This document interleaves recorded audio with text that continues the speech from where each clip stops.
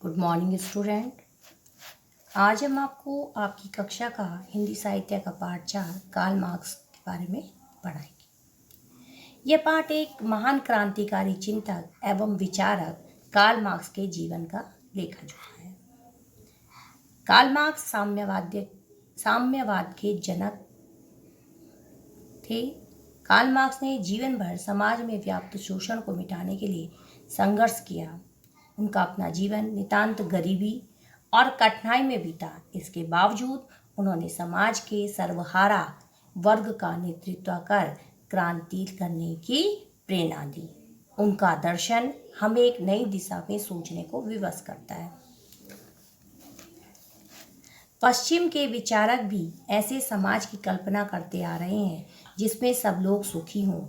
सुख सबको चाहिए, सभी चाहते हैं खाने पीने की सुविधा हो, पहनने को अच्छे वस्त्र मिले, रहने के लिए मकान हो, बीमार पड़ने पर चिकित्सा सुविधा हो, शिक्षा एवं मनोरंजन के साधन प्राप्त हों तथा जीवन की अन्य सभी सुविधाएं मिलें। चाहे वो पश्चिम के विचारक हो या फिर कोई भी व्यक्ति हो, वह हमेशा क्या सोचता है कि मुझे जो जीवन मिला है मैं उसको बड़ी आराम से बिताऊं, मुझे खाना पीना आराम से मिले, हर चीज़ की सुविधा मिले, पहनने के लिए अच्छे वस्त्र मिले, रहने के लिए एक अच्छा सा मकान भी मिले, हर चिकित्सा यानी कि डॉक्टरी सुविधा भी उपलब्ध हो, शिक्षा का, मनोरंजन का हर साधन प्राप्त हो। ये सुविधाएं हर व्यक्ति को चाहिए होती हैं। यही एक आदर्शवादी स्थिति है, पर वास्तविक कुछ और है। हम केवल ये सोच सकते हैं, पर वास्तव में ऐसा होता नहीं है। विश्व के अधिकतर देशों में लोग सुखी नहीं हैं। जहां एक और कुछ लोगों के पास सुख सुविधाओं की भरमार है, वहीं अनेक लोगों को भरपेट भोजन तक नहीं मिलता। जहां व्यक्ति अनेक सुख भोगता है, कई देशों में है कि एक व्यक्ति बहुत सुख भोगता है, बहुत आनंद से अपना जीवन व्यतीत करता है, वहीं दूसरी ओर एक व्यक्ति ऐसा भी है जिसको कि पेट भरकर भोजन भी नसीब नहीं होता। समाज में बड़ी विषमताएं हैं। सबको समान अवसर नहीं मिलते, सबको समान सुविधाएं नहीं मिलती। यह गलत बात है। सबको जीने की बुनियादी सुविधाएं मिलनी ही चाहिए। इनका कहना है कि हर व्यक्ति को जीने का अधिकार है, उसको हर चीज़ की सुविधाएं मिलनी चाहिए। ये गलत है कि किसी को सुविधा मिलती है और किसी को नहीं।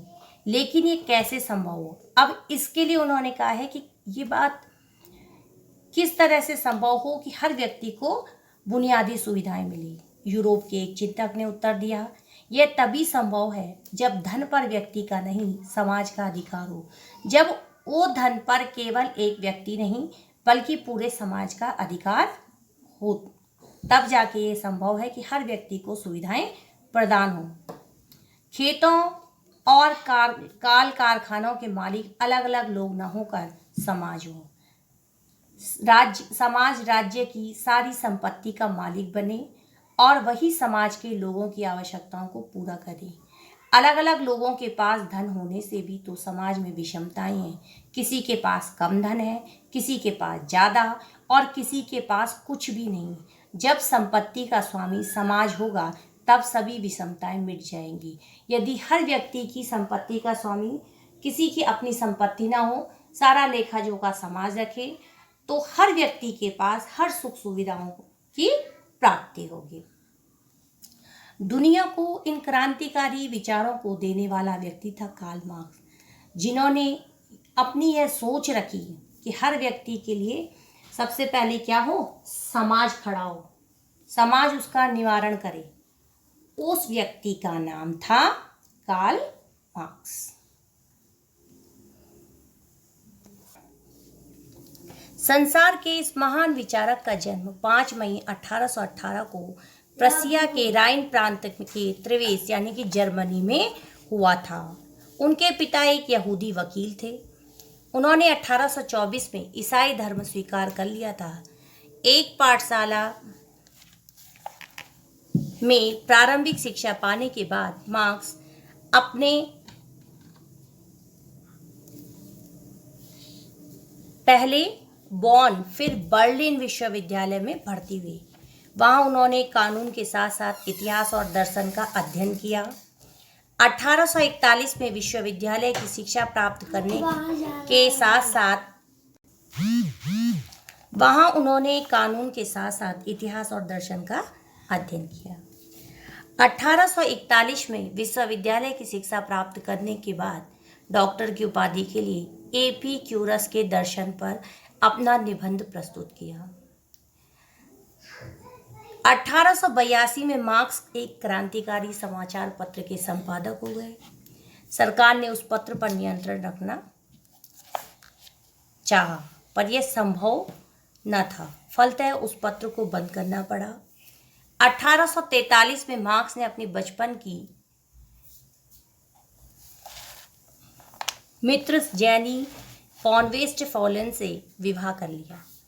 1844 में मार्क्स की भेंट पेरिस में एक युवक से हुई जिसका नाम फ्रेडरिक एंगल्स था।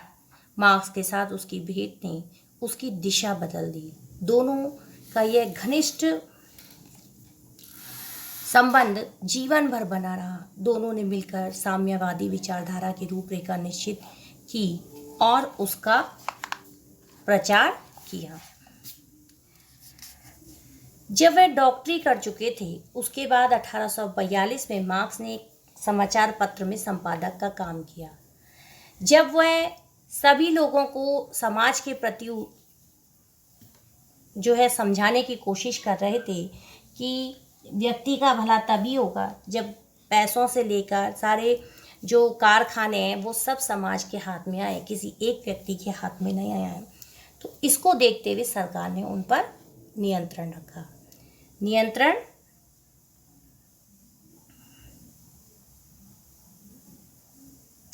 यानी कि उस चीज को देखने लगे। फिर पर यह संभव ना हो सका और उसके बाद उस पत्र को बंद कर दिया गया, उस समाचार पत्र को बंद कर दिया गया।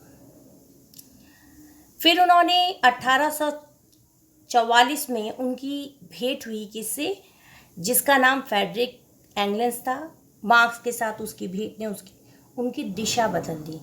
दोनों का यह घनिष्ठ प्रेम और मित्रता जीवन भर चलती रही। दोनों ने मिलकर साम्यवादी विचारधारा की रूपरेखा निश्चित की और उसका प्रचार किया। 1847 में मार्क्स और एंगल्स एक गुप्त प्रचार सभा कम्युनिस्ट लीग में शामिल हो गए। उन्होंने कम्युनिस्ट पार्टी का घोषणा पत्र तैयार किया जो 1848 में प्रकाशित हुआ। यह घोषणा पत्र साम्यवादी देशों में बहुत लोकप्रिय हुआ। इसमें संसार की एक नई कल्पना उपस्थित की गई। इसमें भौतिकवादी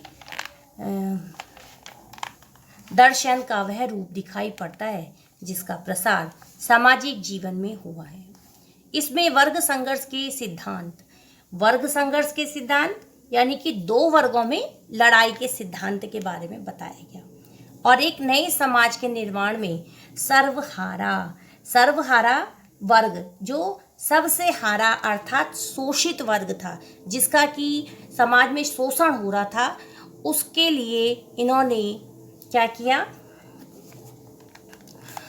योगदान का प्रतिपादन किया गया और उन्होंने उनके लिए एक आंदोलन भी छेड़ा था कि जो सर्वहारा है यानी कि जिनको कि सब लोग क्या करते हैं, दबाने की कोशिश करते हैं, उनका शोषण करते हैं, उनके खिलाफ उन्होंने आवाज़ उठाई थी। बच्चों, इसके आगे का भाग हम आपको कल पढ़ाएंगे। उम्मीद है आपको ये समझ में आ गया होगा। धन्यवाद।